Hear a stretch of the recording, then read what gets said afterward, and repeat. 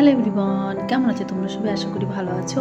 পেছনে যে খাবারটা দেখতে পাচ্ছ, আমি এই খাবারটা একজনের জন্য স্পেশালি তৈরি করেছি।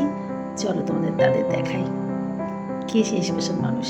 এই মানুষটা, যেটা আমার ছোট্ট একটা ভাই। আজকে তার আইবুড়ো ভাত, যেটা আমি নিজে হাতে সাজিয়ে গুছিয়ে রান্না করে আমার ভাইকে খাওয়াবো। আমার ভাইয়ের সামনে বিয়ে, তো আমি কম বেশি রান্না ভাইয়ের জন্য করেছি, কারণ আমাদের বাড়িতে গিয়ে আমি খাওয়াতে পারিনি, আমি সময় পাইনি। তাই বাবার বাড়িতে এসে ভাইয়ের জন্য স্পেশাল রান্না করে আজ ভাইকে আইবুড়ো ভাত খাওয়ালাম। তো তোমাদের মধ্যে কত লোকের কত নিয়ম আছে আমি জানি না, তবে আমাদের মধ্যে এইটুকু ছোট্ট একটা নিয়ম আছে।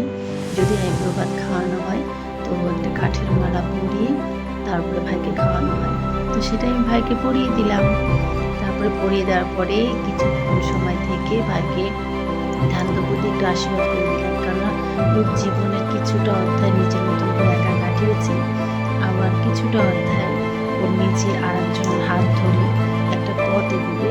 তাই আমি সবাইকে একটাই কথা বলবো, সবাই আমার ভাইকে আশীর্বাদ করবো, তাদের জীবন যেন সুখের হয়, আর দুজনের জীবন যেন খুব সুন্দরভাবে সুখময় দিন কাটে, আনন্দে কাটে দিনগুলো। সবাই একটু আশীর্বাদ করুন।